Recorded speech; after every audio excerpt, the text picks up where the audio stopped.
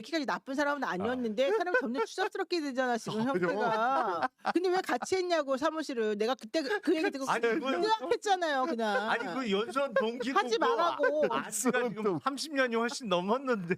서로 친하게 뭐 잘해주는 것도 없더만. 이제 여기서 끊을 거예요 말 거예요. 그러면 말해요. 다음 순서가 누가 될지 몰라 지금. 끊어요 이제 거기는. 이미 나왔잖아. 이번에는 당대표가 될 가능성이 높던데. 이제 그래요? 당대표 후보자가 별로 없어. 나경원? 아니야. 우리가 나경원, 윤상현, 안철수 이 정도 멤버밖에 없는 거 아니에요? 안 당대표? 가졌는데 무슨 바캉스 글램핑. 김문수 전 후보가 김문수가- 정말 출마 안 할까요? 아니 막- 가요. 김문수 막판에 나온다? 네, 나와요. 지금 몸 풀고 있어요. 왜 턱걸이를 하겠어요? 김문수가 나오기 위해서 지금 턱걸이를 하고 그치. 있어요. 빌드업 하는 거도 안 나오는 그치. 척 하는 거라고? 예, 예. 근데 한동훈과 김문수가 약간 조금 조금 주변이 좀 다른 게 뭐냐면 한동훈 주변은 비례대표 후보들이 많지 않습니까? 그렇죠. 근데 비례대표 후보인데 지금 한동훈을 당권 뭐 당대표로 밀어가지고 내년 지방선거 치르면 무조건 필패지 않습니까? 지면 그 다음에 총선을 한동훈은 안 나올 것 같아. 그래서 그 대선도 총선 너무 멀리 남았고. 총선 공천권이 중요하기 때문에 그렇지, 한동훈은 지방선거는 이길 수가 없잖아. 근데 한동훈은 나오고 싶어 한대. 그렇지 나오고 싶어. 한동훈은 나오고 싶어 하는데 한동훈 오십이. 주변에서 못 나가. 그리고 김종혁 최고 이런 분들이 나가지 말라고 지금 타이밍 아니라고. 한동훈은 가발 필요가 정치를 너무 없다고. 몰라. 그런데 그러니까 한동훈 주변 사람들은 자기 너무 다행이야. 총선이 중요하고 한동훈은 아니 그 뭐라고 얘기해? 선거만 있으면 나오려고 그래. 그렇지. 너무 사람이 그냥 한 그러다가 결정적인 순간에 힘이 빠지는 거예요. 그러니까 너무 선거 때마다 나오다 그러니까. 보면 피로감이 쌓이거든. 지금 할 대중들의 게- 피로감. 한 방도 안 되는데. 그 정치인은 쉴 때는 쉬어야 되는데 자기가 잊혀질까봐 그게 두려우니까 라방하고 있잖아요. 그렇죠. 너무 소비하고 있어 자기 이미지를. 아니 근데 한동훈은 이번에 떨어지더라도 다음번에 나오면 되지 뭐가 그렇게 중요하냐 이런 생각을 하고 있고 한동훈 주변에서는 아니다 힘 그 빠진다. 선거 이 때마다 얘기를- 계속 나오는 어. 사람 되는 거거든 네. 그러면. 그렇죠. 그리고 그 새 정부 1년차 지방선거를 어떻게 이겨? 그치. 그래서 그러니까 한동훈은 지더라도 또 나오면 된다. 아니 그럴 때는 그럼 이번엔 좋지. 쉬고 내년에 이제 빌드업 해가지고 자기가 힘을 모아서 시장 나와줘야지. 한동훈 전 대표 걱정해 주는 거예요? 네. 너무 지니까. 자, 아니 나는 한동훈이 그래도 그나마 이 싸울 수 있는 그래도 너무 무식하게 안 가면서도 요리할 수 있는 수준의 사람이라고 생각해요. 왜 한동훈을 잘 챙겨라고 나경원 하지 말고. 왜 자꾸 나경원한테 휘둘리고 다니냐고요. 뭘 휘둘려 하지 말라고. 시들은. 나경원 의원은 나온다는 거 아니에요, 그죠? 지금. 아 그래요? 예. 모른 나경원 척하는 거 나옵니다. 모른 척. 나오니까 지금 그렇죠. 지금 캠핑 하고 있잖아. 나경원 나옵니다. 아무도 관심 없겠지만 안철수도 나옵니다. 안철수 나오고. 그 사람들은 때만 되면 윤상현 나오는데 나오고. 다 나옵니다. 예. 다 나옵니다. 그래서 결국 김문수 근데 김문수하고 한동훈이 안 나오면 셋 중에 한 사람 될 거 아니에요. 아니 김문수 나온다니까. 안 나올 수도 있어, 김문수도. 김문수도 자기 대선 후보급이야, 이제. 대선 후보급인데 어. 대선 후보급인데 자기는 한 번만 밀리면 갈 데가 없다고 그렇지. 생각해요. 그러니까요. 그렇지. 지금 김문수 전 후보 같은 경우에 이번 전당대회 출마 안 하면 할 수 있는 게 없어. 턱걸이하고 훌라후프밖에 그러면- 없는데.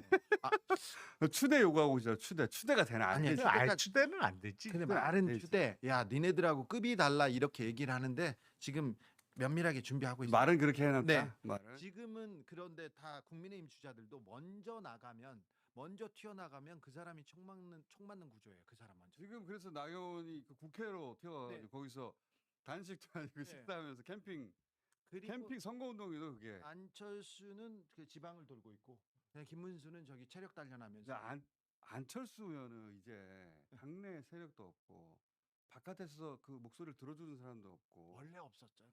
근데 대선을 거치면서 더 외로워졌잖아. 아니 항상 외로웠어요. 그 사람. 근데 잘 모르는 것 같아. 자기가 지금 외로운. 자기만 몰라요 항상. 내가 저 어디 가가지고 좀 비웃음을 받는 그거 몰라요 자기가. 잘 모르시는 것 같아. 그분은 발음은 왜 그렇게 되신 거야? 내가 걱정돼서 말했다가 나 고소 썼잖아. 어? 고발했다고 거기서. 그렇지. 그래요? 나 진짜 걱정해서 말한 거거든. 네. 이거 걱정되는데라고 했는데. 아니 김어준하고 저하고는 사실 안철수 의원이 처음에 정계 입문했을 때 그때 좀 인연이 좀 있어요. 그렇지, 있지.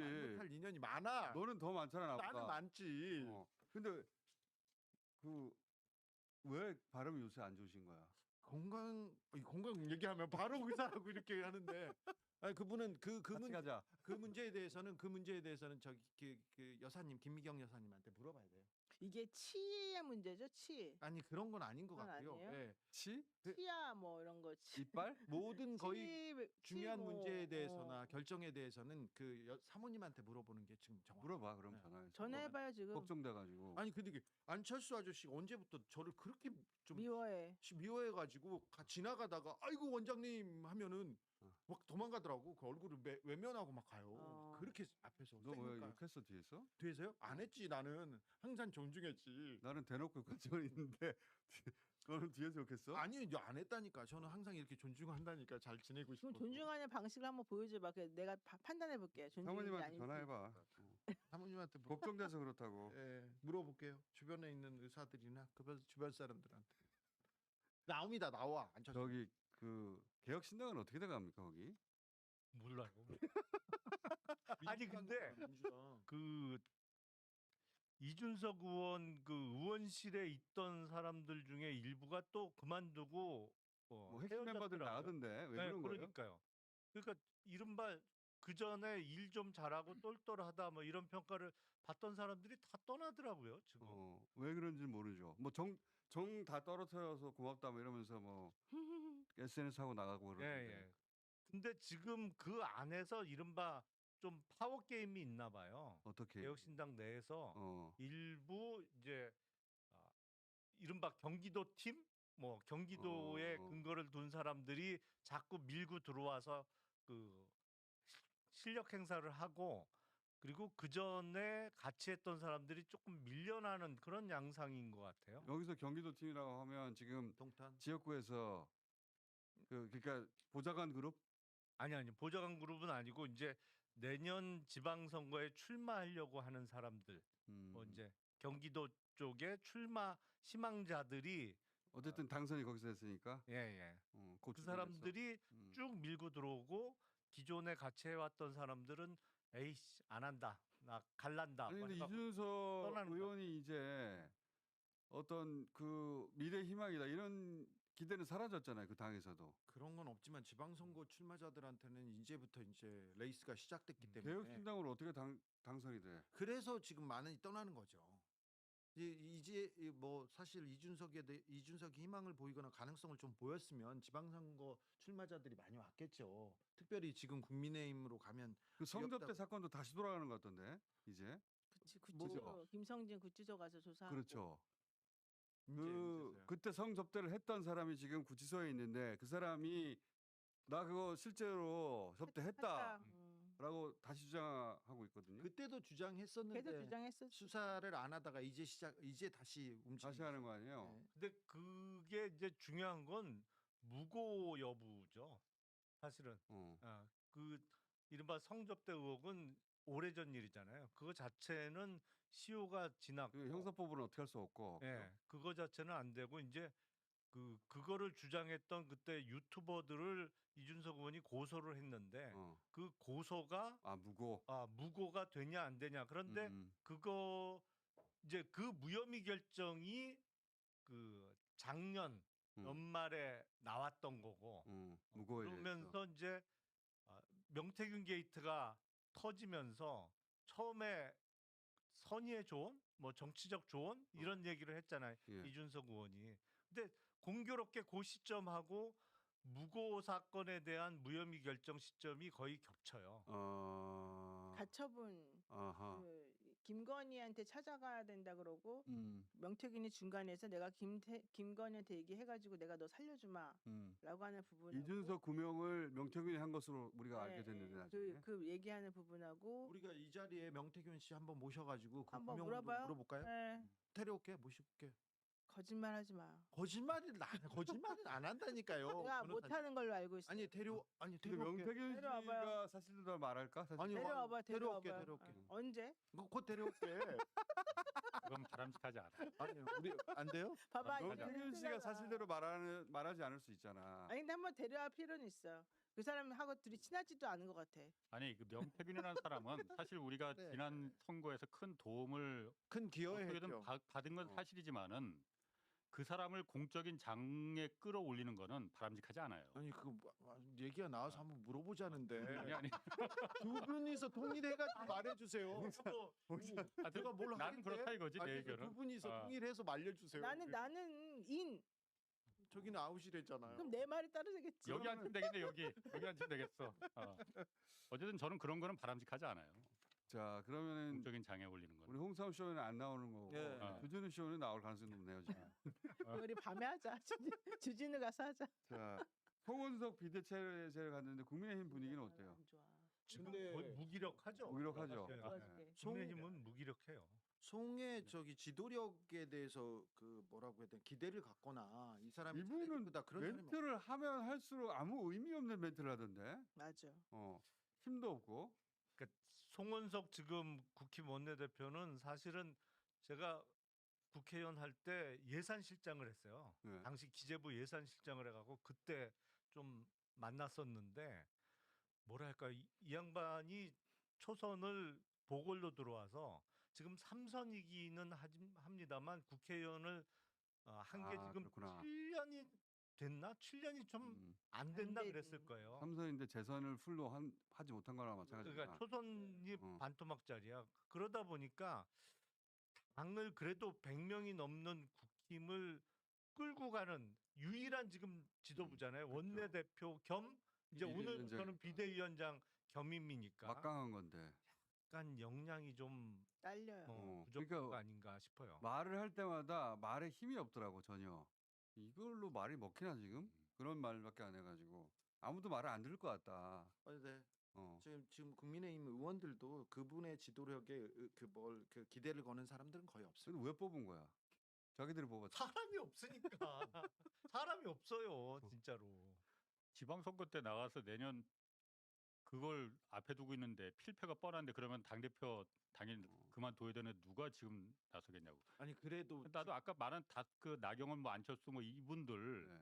어, 그 사람들 입장에서 찬스예요 지금. 그러니까 그럼요. 찬스라고 생각할 수 있어요. 질 때 지더라도 네. 여기서 뭔가를 갖다 반전의 기회를 만들면 좋을 자기들한테 이익이라고 생각할 것 같은데 그분들한테는 이기고 지는 거는 중요하지 않아요. 물론 질 거는 뻔히 보이는데 공천권이라는 게 있어요. 그래서 난 안철수 대표 됐으면 좋겠어. 안철수가 아니 그 어려워요. 마라톤에 적합하지. 안철수 대표 당 꼭 대표는 됐으면 아니에요. 좋겠어요. 아니 그래, 그리고 답답한 예, 공천권도 공천권입니다만 일단 당 대표가 일단 되면 정치적인 체급이 올라가는 거예요. 그렇죠. 사실은 네. 뭐 그러니까 대선 주자급으로 취급을 받을 수 있는 기회가 되기 때문에 지금 그토록 본인의 정치적 체급을 올리고자 했던 사람들은 이게 이른바 유력 주자들이 안 나오는 이번 전당대회 그렇지. 안 나올 수 있는 전당대회가 기회라고 여길 저로의 수가 찬스지. 있죠. 예. 나경원, 윤상현, 안철수 저로의 찬스라고 생각할 거예요. 그렇죠. 체급이 올라갈 수 있습니다. 예. 그 중에서는 나경원 의원이 제일 유력한 거 아니야? 현재? 글쎄. 아닌가? 윤상현인가? 여기저기서 그렇게 막 세 명이 뛴다고 하면 근데 그렇지. 안철수 의원에 대해서 이번 대선을 거치면서 국힘 내부적으로 평가가 조금 바뀐 거는 사실이에요. 어떻게 바뀌었어요? 조선일보에서 좋아졌어요. 특별히 밀어주고 있어요. 아니, 좋아졌어요. 그것도 그렇고 조선일보에서. 엄청 열심히 한다. 네.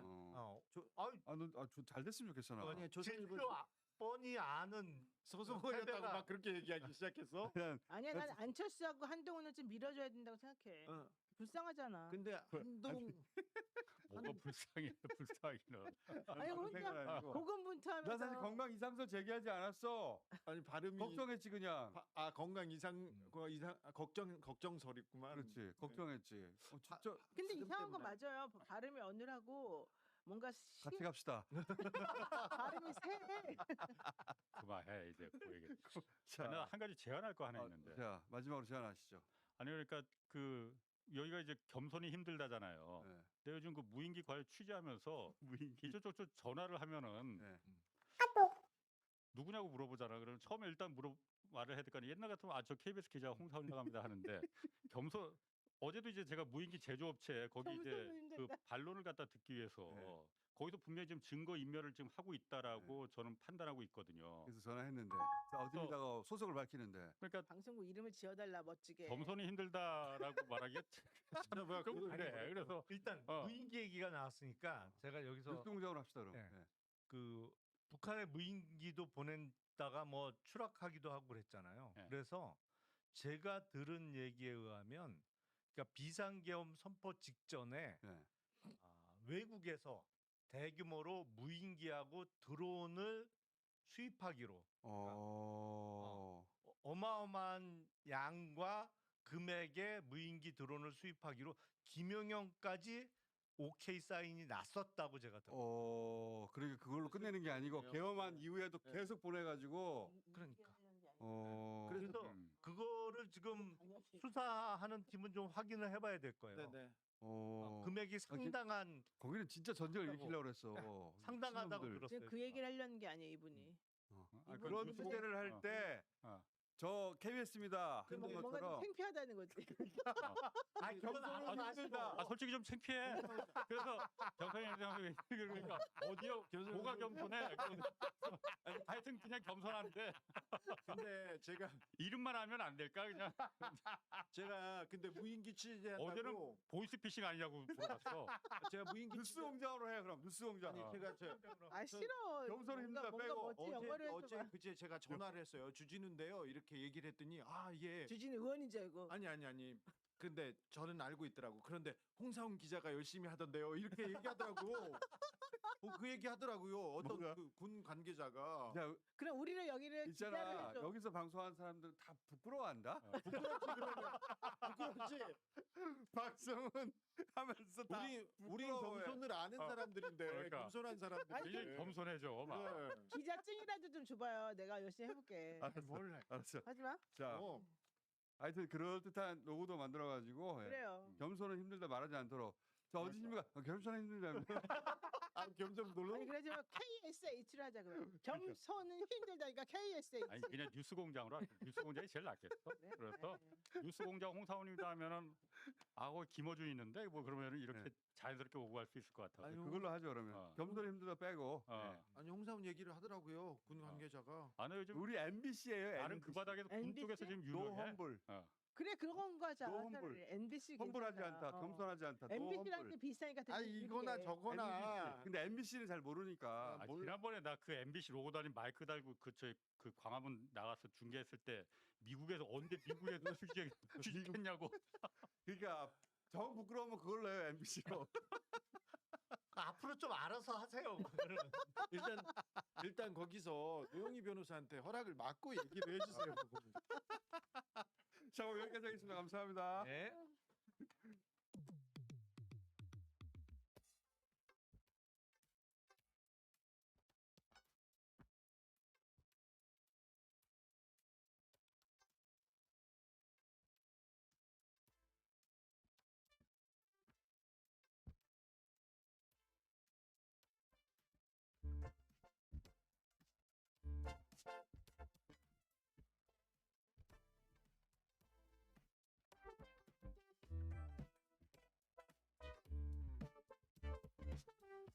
자, 또 나오셨네. 박구영.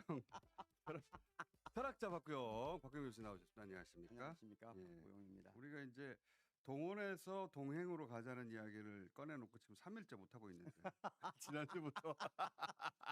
아니 그런데 하여튼 네. 많은 분들이 입에 네. 붙어 있더라고. 입에 좀 맞나 봐요. 아니 이게 딱 귀에 들어와요. 네, 아, 그런가 그렇지. 봐요. 과거에는 동원이었고 원 체제였는데 네, 지금은 함께 가는 동행 체제다. 동행 체계다. 이해 근데- 가요. 예, 직관적으로 뭐가 오긴 오잖아요. 쉽게 와요. 예, 쉽게 오잖아요. 네. 그런데 사실은 철학자는 이제 그럴 때가 갖다 붙여줘야지. 여기다가. 그렇죠. 근데 우리가 이제 아는 척할 수 있게. 그런데 이제 이 이야기를 조금 더 제대로 공부를 하면 좋지 않을까라는 생각이 들었어요. 이왕이면 그래요. 이왕이면 자, 어려운 단어 막 쏟아내 봐요. 네, 그러면. 어려우면 제대로 공부하면 좋지 않을까 해서 네, 자, 오늘은 우선 그 키케로의 책이 있어요. 키케로의 책 철학자 중에 키케로. 예, 네, 그러니까 로마 공화정을 기초한 키케로라는 집정관. 키케로. 학자가 또 정치인이 됐죠. 근데 이분이 쓴 유명한 책이 데 레스푸블리카 또는 리퍼블릭이라 할 수 있죠. 리퍼블릭. 요즘 말하면 공화국이란 말이죠. 공화국. 그럼 공화국이란 말에 키케로가 딱 공화국은 두 가지를 지향한다고 그랬어요. 뭔데요? 두 가지. 음. 하나는 이익 공동체란 말이에요. 이익 오케이. 공동체. 그건 뭐 맞는 예, 말이지. 하나는 규범 공동체예요. 음, 규범은 법과 도덕이죠. 음, 그러니까 다시 말하면 이 두 가지를 분리시켜서 음, 그동안 동원 체계에서는 즉 음. 보수는 이익 공동체로 환원시키려고 해요. 국가를 그렇지. 이익 그래왔어. 공동체로 환원시키려고 어. 하고 그러면서 그것을 가지고 이익 공동체 자기한테 이득이 되면 같은 편, 음, 손해가 되면 적. 음, 그리고 항상 적을 적시하려는 특성이 있어요. 그렇지. 적을 적시해 놓고 동원하는 체계예요. 이게 제일 먼저 하는 게 적을 적시하는 거야. 적을 적시하고 네, 그럼으로써 우리 편을 동원하는. 네. 그러니까 이번에도 선거 때도 계속해서 실제로 사실은 자기 편의 후보를 지지해서 찍은 게 아니라 음. 상대편이 적이라고 용서할 수 없다고 하면서 이재명 얘기밖에 안 했죠. 그렇죠. 김문수가 훌륭하다는 얘기를 한 게 안 아니라 오로지 이재명이야. 이재명이 나쁘다는 얘기밖에 안 했죠. 예, 어. 실제로 국힘만이 아니고 조중동의 지난 선거 기간에 주요 언론사들 특히 메가시브 중에 보수 신문들이 사설이나 칼럼을 통해서 주로 비판한 게 음. 자기 편 후보를 내세운 게 아니에요. 자기 편 후보는 자기들도 다시 자랑스럽지 예, 않거든요. 이재명의 위험성, 어, 악마성을 이재명 안 된다는 말만 하는 그 얘기만 하는 선거였어요. 거예요. 예. 실제로 그게 말하자면 키케로가 말한 공화국의 음, 첫 번째 즉 이익 공동체로 모든 걸 환원시키는 거예요. 이 동원 체계에서. 나한테 이익이 되냐 안 되냐. 예, 이재명은 나한테 이익이 안 되므로 악이다. 그렇죠. 어. 반면에 진보는 또 하나의 축인 규범 공동체로 지금까지 이끌어 왔어요. 오케이. 두 공동체의 특징이 뭐냐? 다 똑같이 두 개의 동원 체계나 도덕 체계는 모든 걸 기본적으로는 동일성 체계예요. 함께 만들려고 해요. 동일하게 만들려고 해요. 오케이. 이질성보다는 음. 차이보다는 같음과 동일성을 강조하는 거예요. 오케이. 그러니까 동원 체계 그것이 이제 이익이냐 규범이냐의 차이는 차이가 있으나 있을 뿐이지. 본질적으로는 그걸로 하나로 묶으려고 한다. 네. 예, 하나의 그러니까 그게 저희가 기본적으로는 노무현 대통령 때까지만 하더라도 네. 또는 약간 문재인 대통령 때 남아 있었는데 그게 지나칠 정도로 진보가 도덕 공동체 때문에 고통을 받아왔다는 거죠. 그 제가 예. 말했잖아요. 그게 그 소위 보수가 진보를 컨트롤하는 방식이었거든요. 그렇죠. 그걸 내면화 해버렸어 우리도. 그렇죠. 너 진보가 돈 벌 생각을 하는 거야? 음. 너 진보가 아파트 샀어? 예. 너 진보가 아들 지금 유학 보낸 거야? 그렇지. 이런 공격에 엄청나게 취하겠어요. 지나 시달렸는데 진보하고 아무 상관이 없는데. 사실은 저들이 도덕 규범 체계에 대해서 아무런 가치도 두지 않는 그 지금 보수 세력들이 자기들은 그걸 안 지키면서. 안 지키면서 그들이 한 특징이라고 했잖아요. 네. 그들은 안 지키면서 우리가 가지고 있는 논리로 우리를 격파하는 거거든요. 그렇죠. 그래서 우리를 도덕적으로 지목을 해요. 적으로. 그렇지. 그렇게 해서 지금 마지막 선거를 치른 게 이재명을 자기들은 도덕적이지도 않으면서 우리를 그러니까. 도덕적으로 비난하고 규범적으로 비난하는. 위선자 공격이거든요. 그렇죠. 예. 니네는 도덕적이라고 하면서 실제로는 위선자잖아. 그렇죠. 너 이 조국과 민족을 얘기하면서 이 아파트 사려고 지금 따로 주식 투자하고 있었네. 네. 이거 아무 상관이 없는데 두 개를 말씀하신 것처럼 다 규범으로 환원시켜가지고 그 자연히 살아가는 생활 욕구마저도 그것이 부도덕한 욕망처럼 만들어버렸지. 이번에 김민석 총리를 공격할 때 똑같잖아요. 그렇죠. 여전히 저들은 동원 체계에서 못 벗어났다. 그럼 우리가 근데 그게 안 이후는 통하는 시대가 됐어요. 안 통한 시대가 됐고 네. 확실하게 안 통한 됐지만 그걸 규범적으로 우리가 넘어가 보자 했을 때 자, 안 통하는 시대에 저도 기여한 걸로 알고 있습니다. 그렇지 기회했죠. 저는 그 카테고리에 안 들어가기 때문에. 아니 그러니까 저 중요한 지금 담론을 주도하는 김어준 씨가 음반을 내서 포르쉐 사겠다는 말을 이런 말들이 일종의 놀이하는 인간들이 그걸 넘어서려는 방식이거든요. 우리를 규범적으로 얽매이는 것을 다른 방식으로 조롱까지는 아니고 말하자면 유머적으로 넘어가는 거거든요. 아니 나는 진짜 음반을 내서 예, 포르쉐를 살 거라니까. 음반이 팔릴지는 모르겠지만 예, 팔리면 예. 그렇게 말하면 안 되는 혼자 거. 불러서는 안 될 것 같은데. 그렇게 말하면 안 된다. 그런 사고 방식은 진보가 아니다라고 오랫동안 이렇게 얽매여 왔거든요. 그렇죠. 그래서 다시 고대 그리스의 철학자 가장 유명한 플라톤, 아리스토텔레스 그리고 고대 그리스 민주정을 기초한 민주정 관련된 철학자들이잖아요. 그리고 로마의 공화정 키케로의 사상을 연구해 보면 그들이 항상 주장하는 게 뭐냐? 가장 이상적인 정치 체계는 혼합 정치 체계다. 뭐라? 혼합 정치 체계다. 무슨 말이에요 이게? 이제 그걸 설명하려고 하는 그걸 이해를 해야 오늘의 공부 내용이 그렇죠. 정치를 이해하는 거예요. 혼합 정치? 혼합 정치 체계다. 좀 어려운 말 없어요? 혼합 정치 체계밖에 없어요. 그 다른 말은 없어. 혼합 정치 체계. 혼합 정치하니까 너무 없는 용어 예, 같잖아요. 좀 있으면 어려운 얘기 나와. 그 아주 고급스러운 얘기 나오니까. 이거 라틴어로 없어, 예, 라틴어로? 라틴은 없어요. 혼합 정치 체계가 있는데 네. 자 혼합 정치 체계를 이해하려면 다시 말하면 이런 거거든요.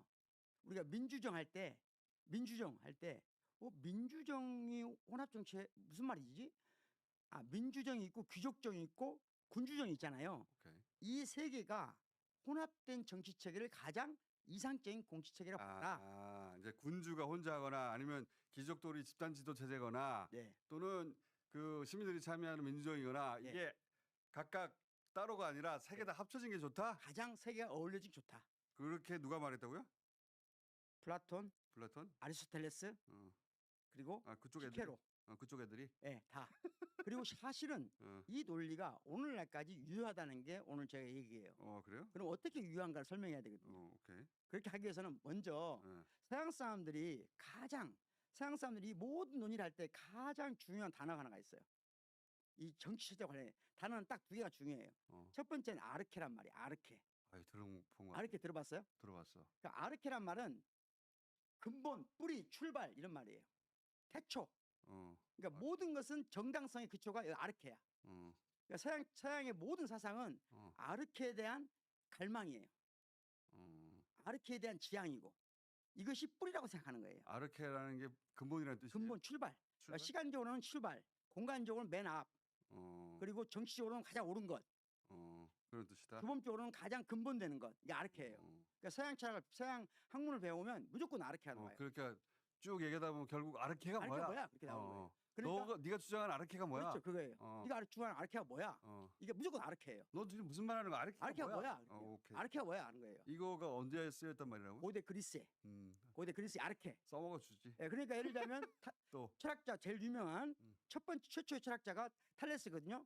탈레스가 아르케는 최초로 아르케가 물이라고 말하는 사람이에요.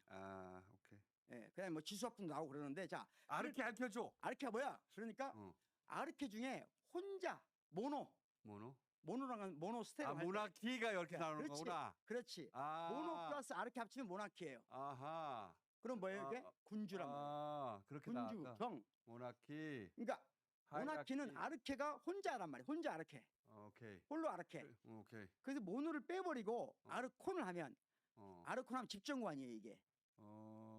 집정관. 자. 여기에 중요한 게 오늘 배우려고 하는 게 그렇게 아예 그다 안을 붙이면 맨 밑에 안을 보면 아나키. 아르케고 아나키. 아나키. 무정부란 말이에요. 무정부 아나키. 아르케가 없다는 말이거든요. 오케이. 그러니까 서양 사람들은 아르케가 근본이고 아르케가 오케이. 없으면 무정부야. 그리고 오늘 얘기하려고 하는 게 뭐냐면 다 배운 것 같은데 이제. 이 동원 체계는 뭐냐? 동원 체계 가장 중요한 특징인 하이라키란 말도 똑같은 말이에요. 하이라키도 하이라키. 하이어 더하기 아르케야. 하이에는 신성한. 그러니까 원래 하이라키란 말은 신정 체계예요.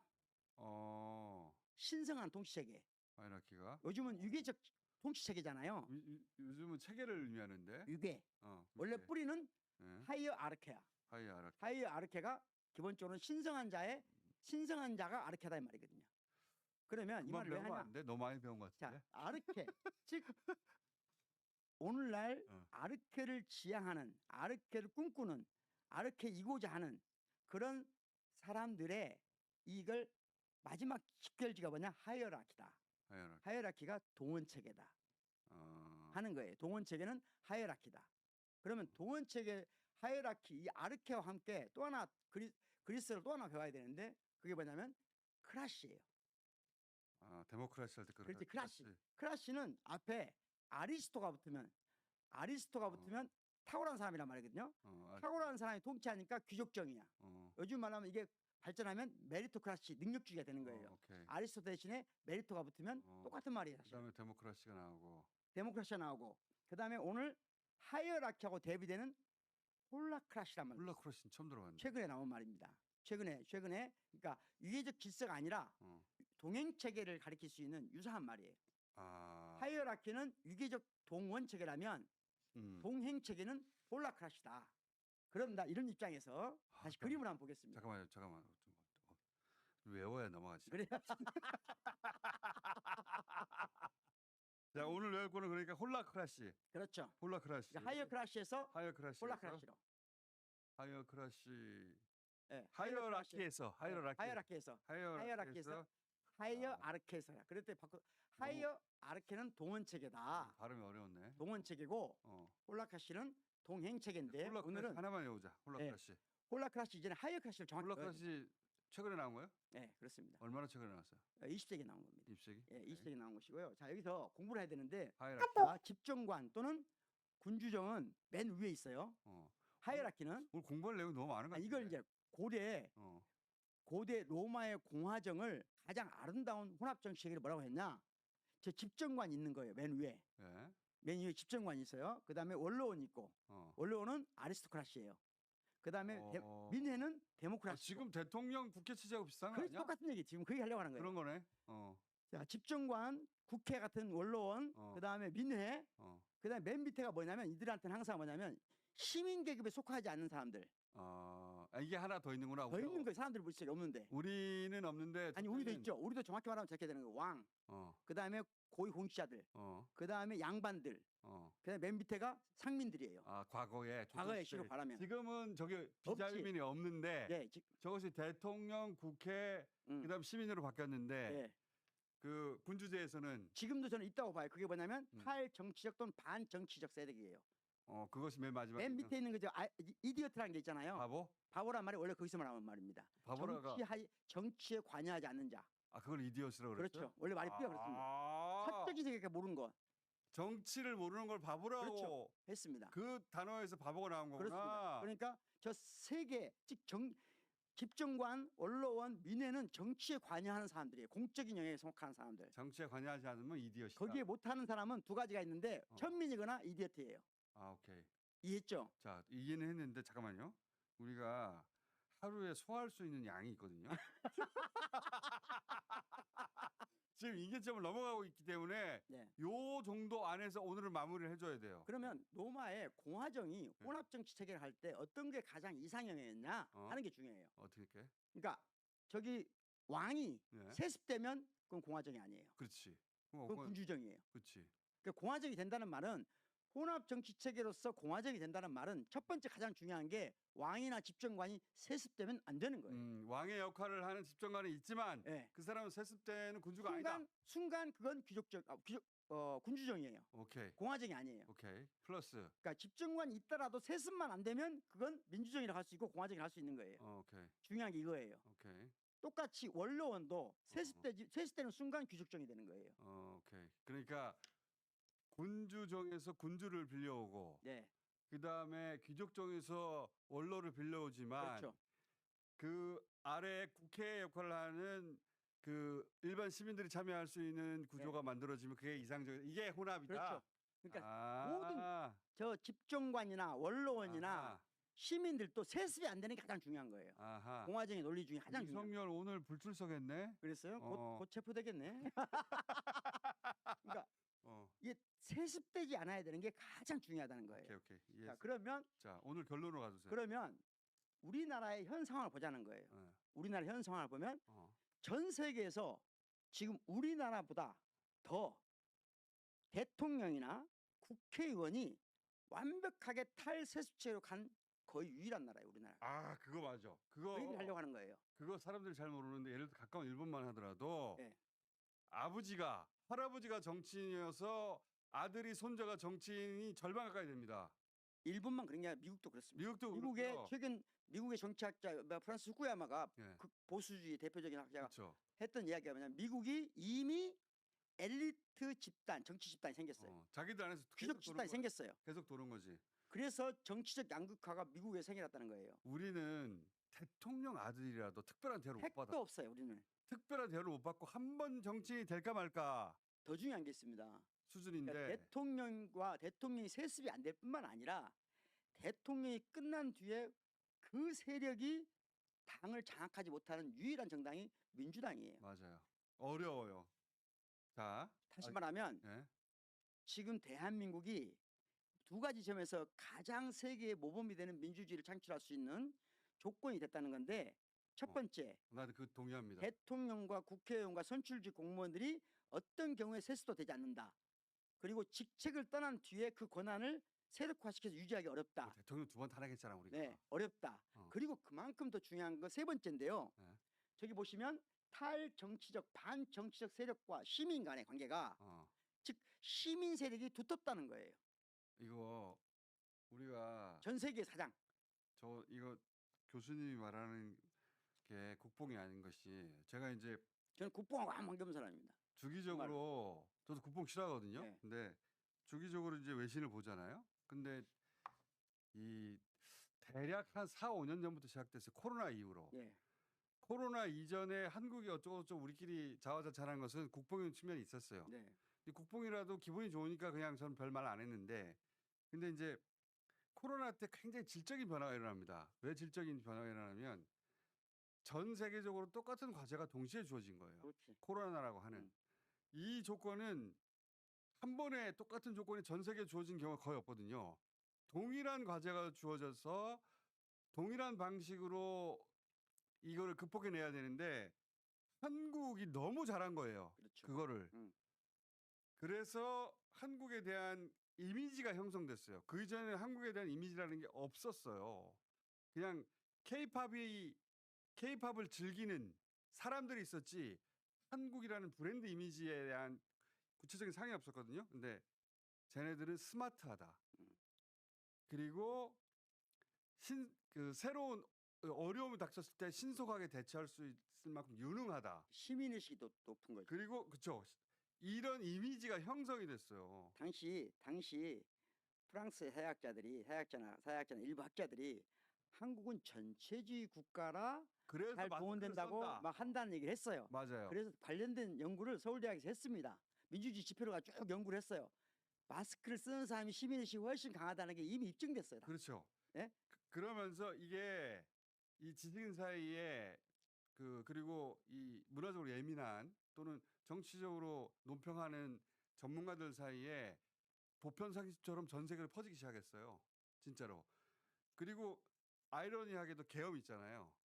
계엄이 더 큰 역할을 합니다. 그렇죠. 계엄이 터졌어요. 근데 아니 자기들이 3, 4년 사이에 가지게 된 한국에 대한 쿨한 이미지, 소프트 파워 국가가 이게 말이 되나? 그렇죠. 계엄이라니. 이거는 제3세계에 벌어질 뭔가 일인데. 불일치가 일어났죠. 근데 4시간 만에 해제가 된 거야. 그렇죠. 역시. 그러면서 완전히 역전돼 가지고 한국이 가지고 있는 그 민주적 역량, 민주주의의 최전선이 한국에 있다. 저 대통령을 저렇게 평화롭게 헌법도 체계로 탄핵하는 걸 봐라. 이러면서 달라졌어요, 완전히 진짜로. 그래서 우리가 그렇죠. 제가 네, 마무리하고 빨리 끝나버리려고 해.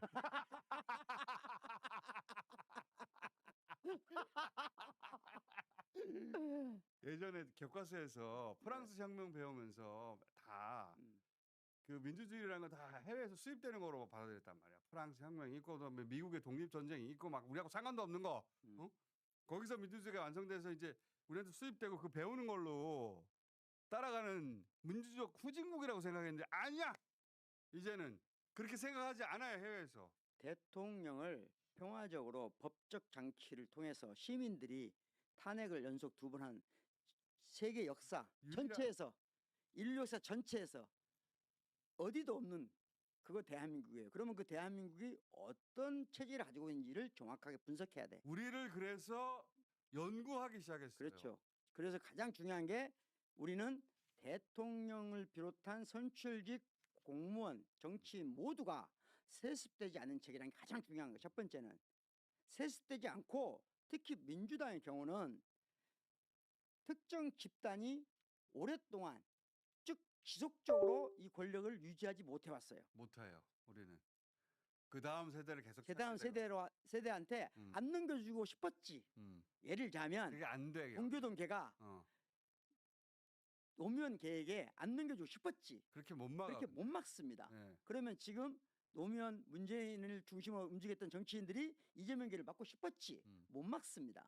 막을 수가 없고. 그리고 지금 똑같은 책이거든요. 그 이 민주당 지지자들이 그걸 허용하지 않아요. 허용하지 않습니다. 네. 그래서 민주당에서는 대통령부터 평당원, 시민들까지 언제든지 위치가 바뀔 수 있는 체계다. 위치가 바뀔 수 있는 체계다.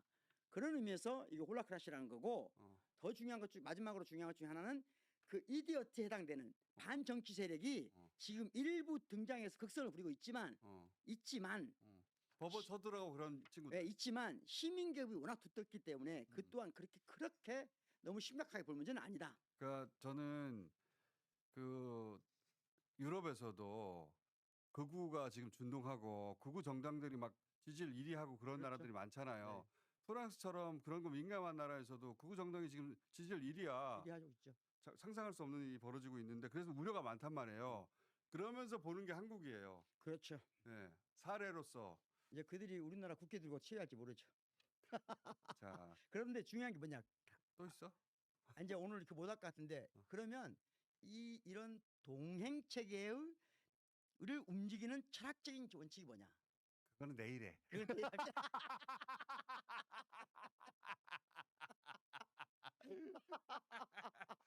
자, 박근 교수님이 네. 어차피 지금 방학이고 하니까 네. 그리고 이제 원래 이제 월말에서 하고 이런 주제 하나 가지고 막 1시간 이상씩 하던 거를 여기서 10분 15분에 하려니까 하는 거야. 10분 15분에 하려니까 중간중간에 짧게 끊을 수밖에 없어요. 자세히 공부하고 싶으면 월말 김어준을 들어주세요.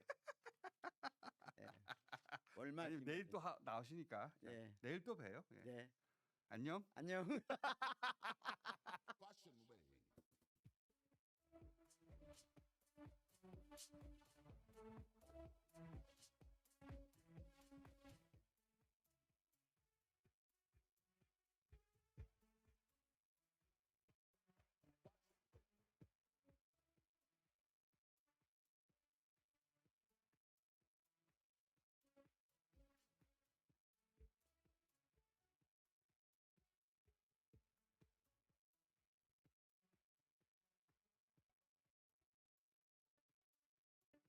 자, 점성공장 엘로 김미애 대표 나오셨습니다. 안녕하십니까? 네, 안녕하세요. 예, 김민입니다. 지난번에 나오셨을 때 우리가 슬리퍼 네. 완성했다 하고 모델 쫙 보여드렸는데 슬리퍼 사진 있습니까? 지난주에 했던 거?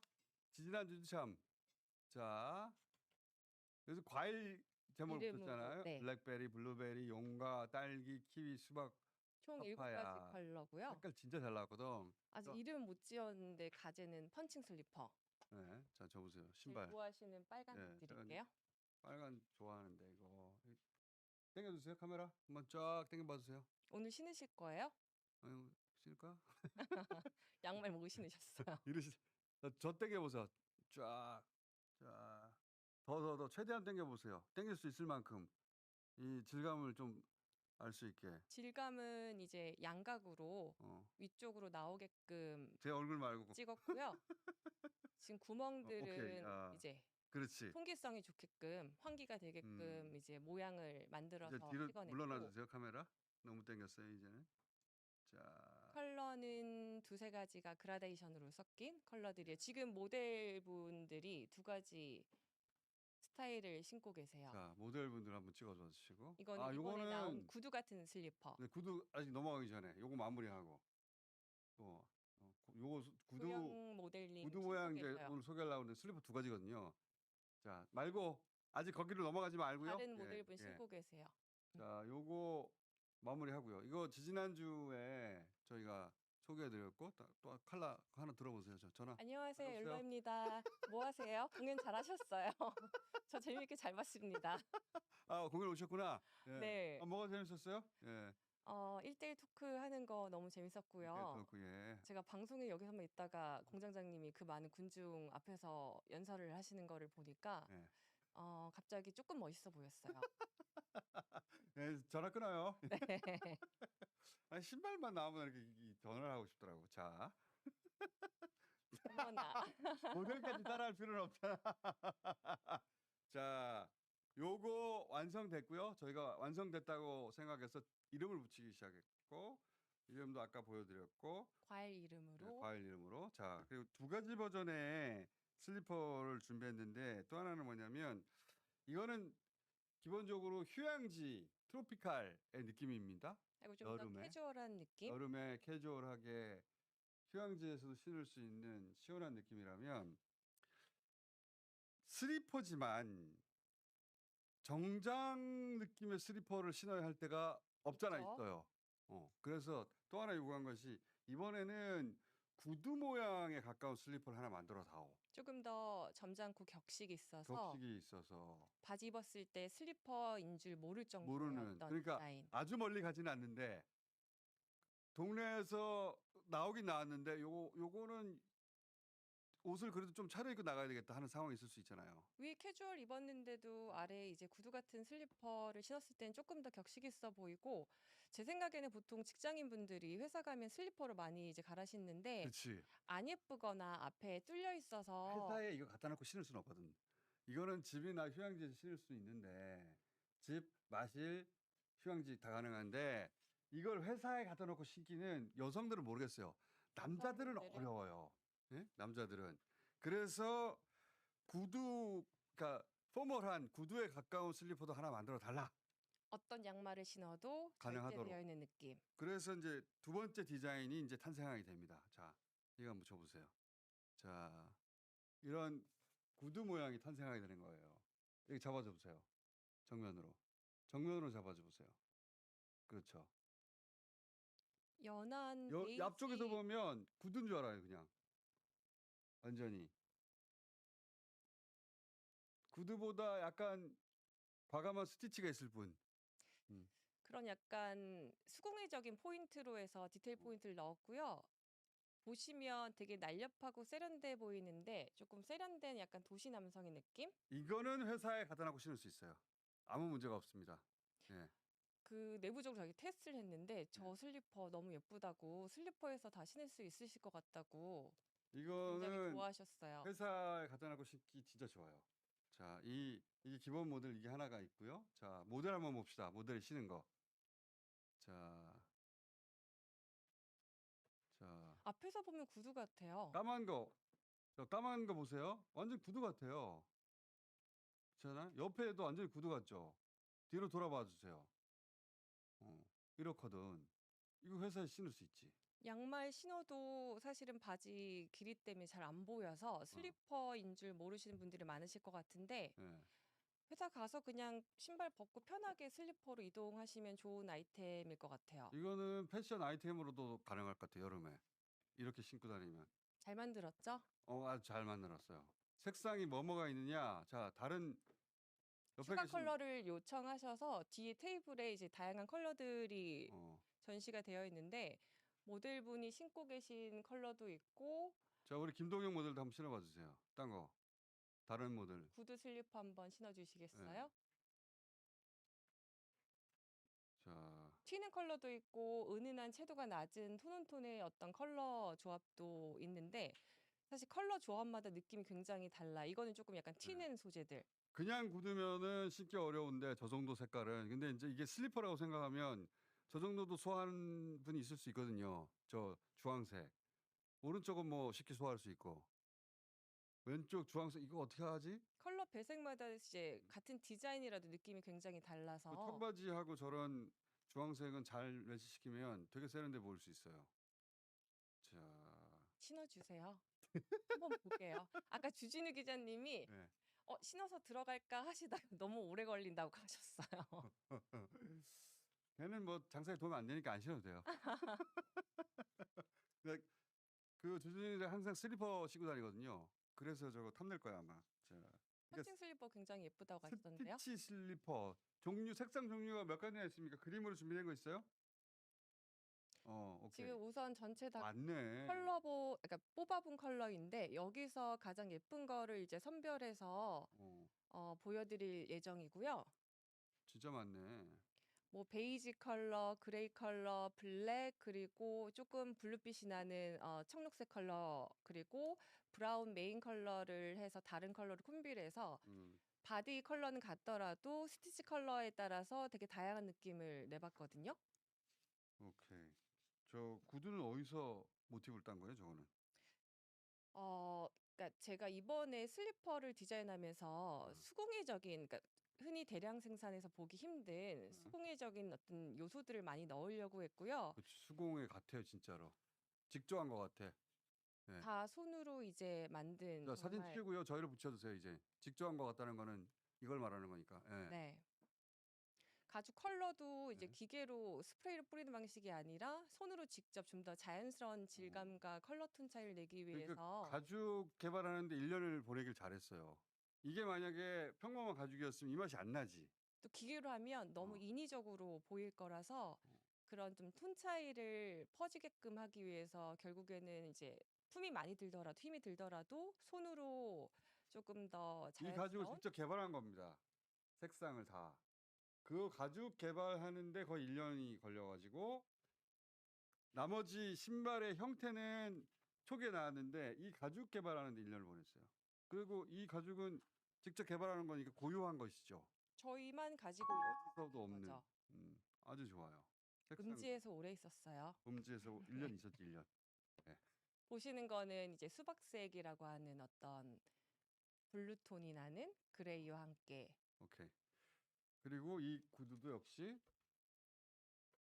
이 수제의 느낌이 나죠. 좋아. 마음에 들어. 자, 그래서- 이게 무슨 가죽입니까? 소가죽 소가죽. 베이스고요. 이거 어떻게 이렇게 부드럽게 만들었지? 슬리퍼 형태랑 착화하는 어떤 스타일에 따라서 가죽의 콤비가 굉장히 좀 착화감을 크게 차이 나게 어. 만들거든요.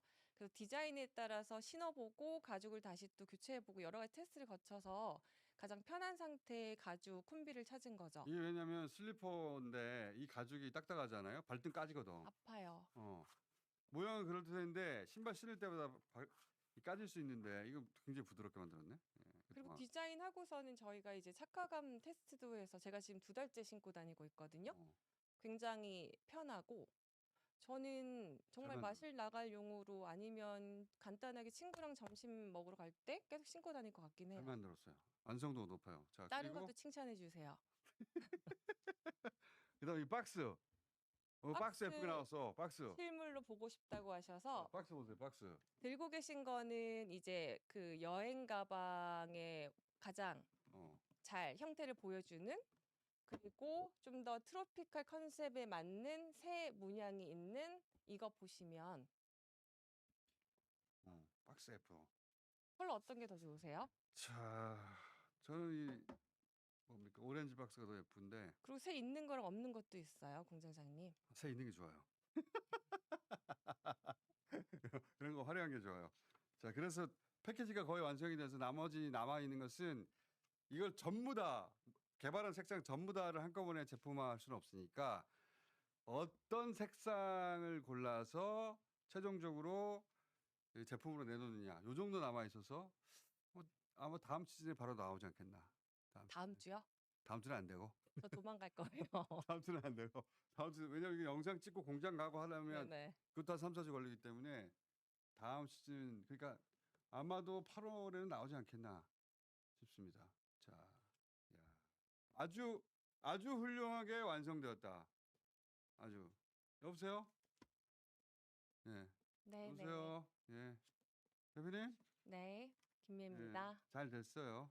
감사합니다. 또 아니 근데 오늘 한번 신어 주셔야죠. 왜냐면 착화를 하셔야지 이제 모델 핏도 있지만 공장장님 일반인들이 아니 우리가 신었을 이제 때 판매 보이는 핏이 들어가면 때 내가 있으니까 착각하고 신을게요. 예. 저도 지금 신고 있어요. 자, 이게 외출해도 되는 바닥 재질인가요? 당연하죠. 네. 그런 문자가 올라왔는데 아니 밖에서 못 신으면 그게 슬리퍼야. 당연하죠. 실내, 실외 모두 착화 가능하고요. 실내에서 신었을 때는 소리가 나지 않는 소재이기 때문에 실내에서도 착화 가능하고 실외에서 신었을 때는 가죽이니까 그렇지 않아 젖지 않아 비가 올 때. 근데 100% 방수는 아니지만 위에 이제 방수 코팅제가 있어서 비가 살짝 젖어도 가죽이 쉽게 코팅. 훼손되거나 뭔가 이염이 되거나 그러지 코팅 않습니다. 중요하지. 슬리퍼니까. 예. 자, 우리 이렇게 전화하고 이러면은 사람들 굉장히 창피해하거든요. 저 좀 적응돼서 이제 아무렇지 않은 것 같아요, 이게. 이게 애들이 하는 장난이기 때문에. 예. 자, 우리 박성호 모델. 전화 받아주세요. 박성호 모델 우리 모델들은 말 안 하는 게 우리 또 컨셉이어가지고. 예. 박성호 모델 잘생겼다고 지금 댓글이 저도 올라오네요. 오랜만에 봤는데 어. 너무 더 잘생기셔서 아니 그러니까 살도 빠지시고 왜 그렇게 됐지? 공장장님도 살 빠지셨잖아요. 왜 이렇게 됐지? 나는 계엄군 때문에 그런 것 같아. 자, 오랜만에 나오셨는데 옆에 또 다른 도형 모델님 우리 지금 대기하고 있어요. 김동현 모델 양쪽으로 하는 거는 그건 너무 과하잖아요. 자, 전화 통화 마치기로 하겠습니다. 자, 마치기로 하겠고 바닥에 무조건 신을 수 있고요. 예. 그리고 가죽이 부드럽고요. 그리고 왠지 모르겠는데 가죽에서 좋은 냄새가 나요. 가죽 처리를 잘한 건지. 왜 이런 냄새가 나지? 좋은 그러니까 냄새가 나. 저뿐만이 아니라 각 분야의 이제 전문가들이 굉장히 디테일까지 신경을 쓴 공정들이 있기 때문에 그게 좀 가능하지 이 않을까. 바닥 가죽은 다른데? 네, 왜냐면 양말을 신게 되면은 이제 미끄러울 수가 있어서 어. 바닥면은 앞쪽이랑 뒤쪽을 이제 달리 했는데 앞쪽은 이제 구멍이 나 있는 그래서 덜 미끄럽고 뒤쪽도 기존 어퍼 부분 위쪽에 있는 가죽은 조금 바닥면에 닿으면 미끄러울 수가 있어서 어. 미끄럽지 않게 다른 가죽으로 이제 교체를 여기도 했어요. 소가죽인데 얘는 그럼 뭐예요? 걔도 소가죽이에요. 아, 소가죽이. 이 안쪽은 뭐예요? 다른 건 가죽. 안쪽은 이제 메쉬 소재고 가죽은 아닌데 이제 통기성이 있고 미끄러지지 않게 방지하는 안쪽은 그리고 가죽은 쿠셔닝이 있어요 전체. 쿠셔닝이 있어요. 굉장히 푹신푹신하고 좋아요. 그리고 나는 냄새가 좋아요. 가죽 냄새 항상 맡아보면 좋은 가죽은 좋은 냄새가 나거든요. 아니 미팅 하실 때마다 항상 가죽 냄새 먼저 맡아보시니까 이렇게 좋은- 향수를 뿌리고 와야 될 것 같아요 다음에는. 아니 좋은 가죽은 잘 처리하고 잘 말리고 과정을 잘 거치면 좋은 냄새가 나고 화학 냄새가 좀 예. 덜 나죠. 나쁜 가죽은 이거 막 처리했다 싶은 냄새가 나요. 예. 나쁜 가죽은 그만큼 화학 처리를 더 해야지 정상적인 가죽처럼 보이니까 그런 부분이 없지 않아 있죠. 자, 이거 오늘 파는 건 아니고요. 예, 오늘 개발됐다는 걸 보고하는 거고요. 뭐 냄새를 오늘 모델들 이상하네. 전화하고 오랜만에 나와가지고 자, 이거 개발이 완료되어서 마지막 단계에 돌입했다고 소개해 드리는 겁니다. 마지막 단계 한 1년 걸렸어요. 예, 신발 완성한 다음 주부터 개발 시작했으니까 예, 신발 판매하고 다음 주부터 개발 시작해 가죽 제가 개발이랑 디테일 공정을 조금 시간이 오래 걸렸던 것 같아요. 제가 이제 이 앞에 상품 개발이 끝나면 쉬게 하지 않거든요. 놀면 안 돼요. 그러니까 살이 빠져야 되는데 일하다가 저녁에 폭식해서 살이 쪘어요. 이거 끝나고 나면 또 바로 그 다음 단계로 넘어가서 또 1년 있다가 다음 신발이 나오겠죠. 자, 오늘 여기까지 하겠습니다. 자, 슬리퍼가 완성되었다. 이제 출시만 남았다. 아마도 8월이 될 것 같다. 엘로우 대표 김미애 대표였습니다. 감사합니다. 감사합니다. 안녕.